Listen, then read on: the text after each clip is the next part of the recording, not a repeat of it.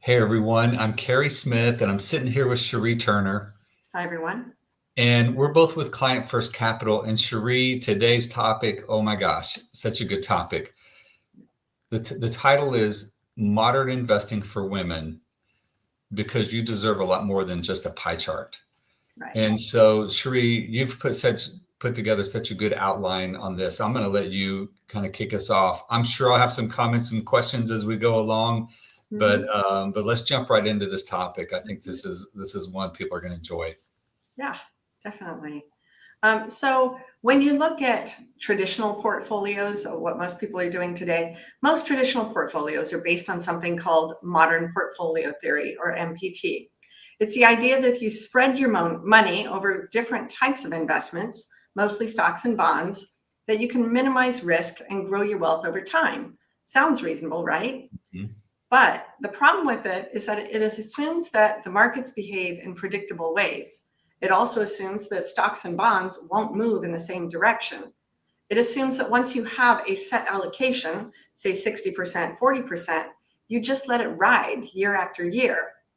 The problem with that is that life doesn't work that way, and neither do the markets today.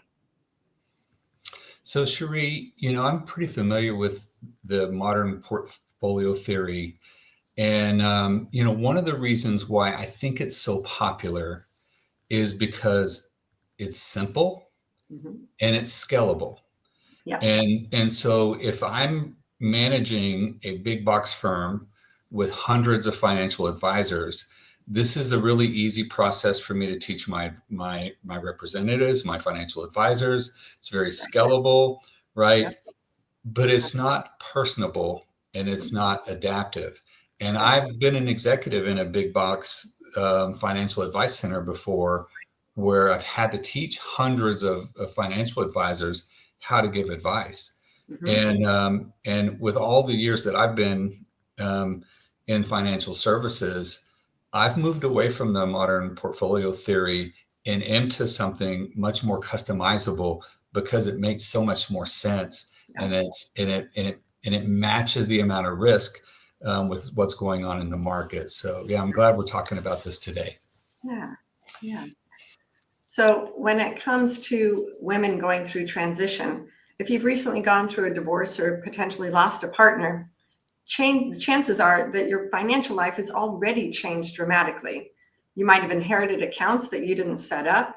You might feel unsure about where your money is or where your investments are or whether they're even working for you.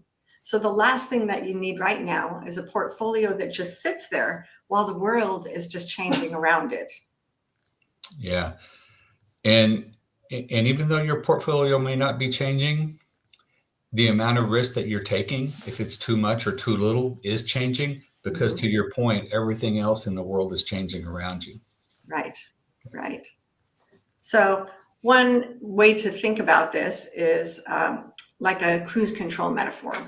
Traditional portfolios are like the old cruise control. You set the speed and you hope it keeps up with the road, but it doesn't matter if there's a storm or a hill or a sudden stop ahead. You're going to continue to go at the same speed. But modern investing should be more like adaptive cruise control, where it watches what's happening around you. For this, economic shifts, interest rates, inflation, and then adjusts automatically to steady you and keep you on track. Now, this isn't about timing the market. It's about responding to the economic signals with data and not with emotion. Yeah. Cherie, such a good analogy. And I remember the old cruise control. And to your point, Mhm. nothing's changing with your speed Right. unless you get in there and change it, right? Absolutely. But it's not adapting to the risk that's around you. In your example, the risk could be ice, water, traffic, a lot of other things, right? Yeah. It's not Yes. adapting for those. Right. Yet those things are important to adapt if you're Mhm. aware of those changes. Yes. Yes. So there's a certain process that we follow in achieving this. You start by analyzing the current economic environment. So we look at key indicators, things like inflation, GDP, interest rates, and employment trends. Are we in an environment of growth or contraction? Is inflation increasing or decreasing? these trends all tell us whether we need to lean into risk, be more defensive, or even neutral. It's kind of like checking the weather before you take a road trip. The better you understand the conditions, the smarter your route becomes. Yeah, very good. Yeah. So following that, what we've determined is that in different types of economic environments, different types of investments perform differently. So the goal here is to position your money in places where it has the best chance to thrive. So given what's happening now and not what happened 5 or 10 years ago. With that, once we've determined which asset classes are optimal in the current environment, then we do what's called a bottom-up analysis, where we look at the companies within those sectors to identify those with the greatest likelihood of a strong performance. And the other and last critical thing is that we repeat this process. Unlike modern portfolio theory, this isn't a set it and forget it strategy. The economy changes, markets evolve, and your life changes. So that's why we revisit this process regularly, to make sure that your investments stay aligned with your goals, your needs, and the broader environment. So it's not about reacting emotionally to the headlines. It's about adapting with purpose, using data as our compass. So Cheri, I like that process, and I'm familiar with that process. And I would add that it's there's a reason why professional money managers over time typically will outperform significantly do-it-yourselfers. Right. And the reason is, so what you just spoke about looking at the right asset classes and so forth. Professional money managers typically have access to research tools and data. And for example, we use BlackRock and Hedgeye, right? And we have access to data and research that helps us understand trends and understand the economy and what's changing, and should we be taking on risk or reducing risk, or to your point, staying neutral, right? And it's harder for individuals to do that. Now, there are some that are successful at doing that, but I would argue they're probably spending more time than most non-professionals have to spend in managing their assets. Right. Or not necessarily achieving the results that they could be under professional management. That's right. Yeah.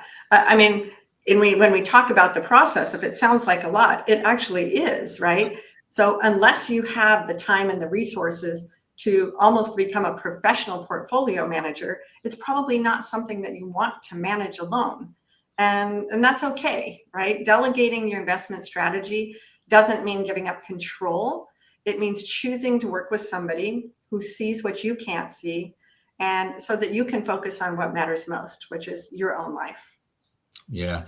I like the way that you said that. It doesn't mean necessarily giving up control.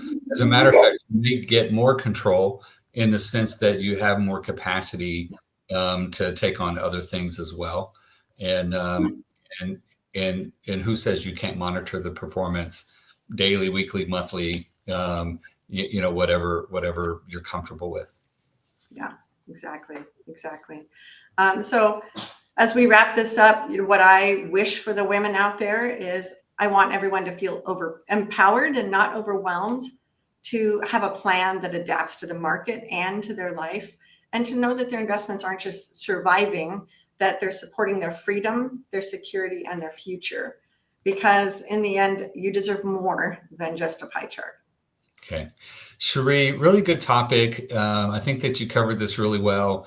So, thank you for bringing this topic forward. Hey, if you like this topic, give us a thumbs up. It'll help others find this video and others that we produce as well. Also, if you're interested, you can reach out to us at clientfirstcap.com.